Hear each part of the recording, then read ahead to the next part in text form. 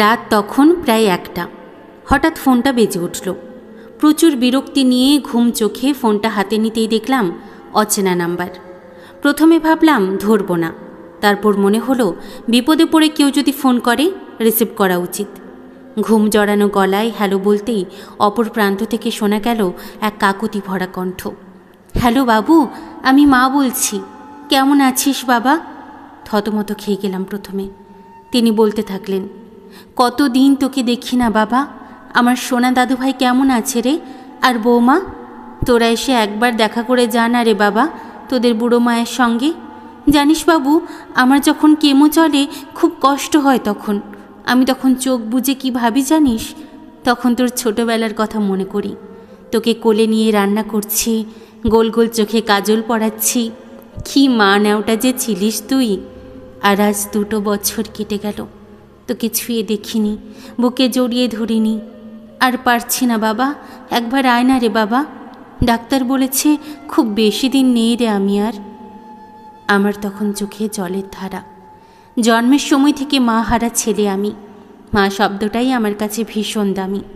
বুঝলাম এই মা বৃদ্ধাশ্রমে ফেলে রেখে যাওয়া ছেলেকে ফোন করতে গিয়ে ভুল করে আমার নাম্বার ডায়াল করে ফেলেছেন। চোখ মুছতে মুছতে বললাম, বেশি দিন নেই মানে? আমার ছেড়ে কোথায় যাবে তুমি? তুমি ঠিক সুস্থ হয়ে যাবে মা। উনি বললেন, পাগল ছেলে আমার, কাঁদিস না বাবু। আমি বিতান ঘোষ। এই 2 কামরার ফ্ল্যাটে ছিল আমার আর আমার বাবার সংসার। বাবার মৃত্যুর পর আমি একা, ভীষণ একা। আমার 2-1জন ভালো বন্ধু আছে, তারাই মাঝে মাঝে বাড়িতে এলে বাড়িটা প্রাণ ফিরে পায়। একা একা এ বাড়িতে দমবন্ধ হয়ে আসে আমার। তাই রাতটুকু ছাড়া পুরোটা সময় আমি বাড়ির বাইরেই কাটাই। মা ছাড়া জগৎ কেমন তা আমি জানি। ছোট থেকে কেবল দেখেই এলাম বন্ধুদের মায়েরা তাদের হাত ধরে নিয়ে আসছে, স্কুল ছুটির পর অপেক্ষা করছে, শাড়ির আঁচল দিয়ে কপালের ঘাম মুছিয়ে দিচ্ছে, কখনো দুষ্টুমি করার জন্য বকাবকি করছে। আমারও খুব ইচ্ছে করত মা বলে ডাকতে, মাকে জড়িয়ে ধরতে, কিন্তু জন্ম থেকে আমি যে মাতৃহারা, তাই সেই স্বাদ আর পূরণ হয়নি আমার কাছে মা পৃথিবীর শ্রেষ্ঠ সম্পদ। বাবা আমাকে খুব যত্ন করে একা মানুষ করলেও মায়ের জায়গাটা চিরকাল ফাঁকাই থেকে গেছে আমার মনে। শোনো মা, তুমি আর কখনো এমন কথা বলবে না। ঠিক মতো ওষুধ খাবে, খাবার খাবে, দেখবে ঠিক ভালো হয়ে যাবে তুমি। তোমার বাবু সবসময় তোমার পাশে আছে মা।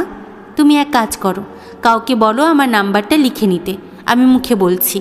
তোমার যখন ইচ্ছে করবে তুমি কাউকে বলবে ফোন করে দিতে, কেমন? ঠিক বলেছিস বাবা, সুগারে চোখে আর ভালো দেখতেও পায় না। আর আমি একদিন গিয়ে তোমার কাছে একটা ফোন দিয়ে আসবো, আমার নাম্বারটা সেভ করে দেব। তখন তোমার যখনই তোমার বাবুর কথা মনে পড়বে তখনই কথা বলতে পারবে। সত্যি তুই আসবি বাবা? যাবো মা। অনেক রাত হয়েছে মা, রাতে খেয়েছো? হ্যাঁ রে বাবু, ওই সীমা বোনটা জোর করে খাবার খাওয়ায় আমায়। আর ওষুধ? ওটা তো খাইনি, আমি তো মরার জন্য দিন গুনছিলাম বাবা।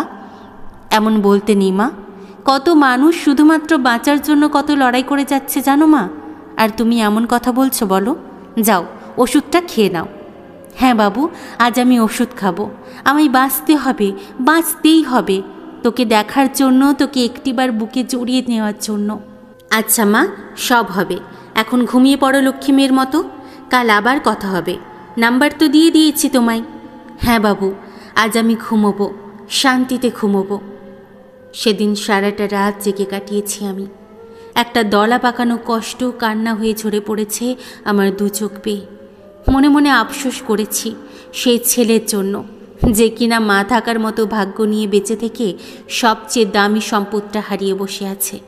মনে মনে ঠিক করে নিলাম, সুযোগ যখন পেয়েছি এই মায়ের অকৃত্রিম স্নেহ ভালোবাসা থেকে কোনোভাবেই বঞ্চিত করব না নিজেকে। সকালে ঘুম থেকে উঠেই ছুটলাম ফোন কিনতে, একটা নতুন ফোন। যে ভালোবাসা পাওয়ার জন্য কাঙ্গালের মতো ঘুরে বেরিয়েছি, সেই ভালোবাসার এত অবহেলা মেনে তো নেব না আমি। রাতে আসা ফোন নাম্বার থেকে জেনে নিলাম বৃদ্ধাশ্রমের ঠিকানা। তারপর বেরিয়ে পড়লাম আমার অচেনা মায়ের সন্ধানে। বৃদ্ধাশ্রমের গেটে ঢোকার মুখে দেখলাম কত অসহায় বৃদ্ধ মানুষ তাদের সন্তানদের পথ চেয়ে ক্ষীণ দৃষ্টিতে তাকিয়ে আছেন পথের দিকে। বৃদ্ধাশ্রমে গিয়ে সব কিছু খুলে বললাম। অনুরোধ করলাম মায়ের সাথে দেখা করার সুযোগ দেওয়ার জন্য। ওনারা আমাকে অনুমতি দিলেন। মায়ের ঘরের সামনে নিয়ে গিয়ে একজন মহিলা বললেন, দেখো তোমার সাথে কে দেখা করতে এসেছে। মা চমকে উঠে বিড়বিড় করে বলে উঠল, বাবু এলো বুঝি।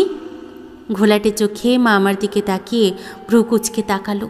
আমি ধরা গলায় বললাম, মা আমি বিতান, তোমার ছেলেই আমাকে তোমার কাছে পাঠিয়েছে। এই দেখো তোমার জন্য একটা ফোনও পাঠিয়েছে। মায়ের চোখ দিয়ে জল গড়ালো, কিন্তু ঠোঁটে ফুটে উঠল হাসি। বলল, পাগল ছেলের কাণ্ড দেখেছ? ছেলেটা চিরকাল পাগলই রয়ে গেল। আচ্ছা ও কবে আসবে? আমি বললাম, আসবে মা, আসবে। ওর যা কাজের চাপ, ভীষণ ব্যস্ত। আমি কিন্তু মাঝে মাঝে আসবো তোমার সাথে দেখা করতে। মা আমার মাথায় হাত বুলিয়ে বলল, আসবি বাবা, অবশ্যই আসবি। আমি বললাম, চলো মা, এবার একটু ঘরের বাইরের বাগানটাই বসবে আমার সাথে। মা বলল, আর জোর পায় না রে বাবা। আমি বললাম, পারবে, চেষ্টা করো, ঠিক পারবে। আমি তোমায় শক্ত করে ধরে থাকব। মায়ের হাত ধরে বাইরে বেরোতেই এক বৃদ্ধা বলে উঠলেন, সুমিত্রা তোমার ছেলে এলো বুঝি? মা হেসে বলল, ছেলেই। একজন বললেন, সুমিত্রা কতবার বলেছি একটু বাইরে বেরিয়ে হাঁটাহাঁটি করিসনি। বাবা তোমার মাকে বলে যাও যেন একটু নিজের যত্ন নেয়। ফেরার সময় মাকে বলে এলাম, আবার আসবো মা। ফোনটা দিয়ে বলে এলাম, ইচ্ছে করলেই তোমার বাবুকে কল করবে। তোমার ছেলে যতই ব্যস্ত থাকুক তোমার কল নিশ্চয়ই রিসিভ করবে। সেও তোমাকে খুব মিস করে। নাম্বারটা সেভ করে ফোনটা হাতে দিয়ে প্রণাম করে বিদায় নিলাম মায়ের কাছ থেকে। বৃদ্ধাশ্রমের অফিসে এসে বৃদ্ধার ছেলের সম্পর্কে যা যা ডিটেলস ছিল জোগাড় করার চেষ্টা করলাম। ওনারা প্রথমে রাজি হতে চায়নি দিতে, কিন্তু অনেক অনুরোধের পর আমি ওনাদের বোঝাতে পেরেছিলাম যে এই অসুস্থ বয়স্ক মানুষটার সাথে আমি তার ছেলের একটু যোগাযোগ করিয়ে দিতে চাই। অফিস থেকে আমাকে জানালো, বহু বছর ধরে ওনার ছেলে কোনো যোগাযোগ রাখে না ওনার সাথে। ফোন নাম্বারটাও চেঞ্জ করায় কোনোভাবেই যোগাযোগ করা সম্ভব হয়নি।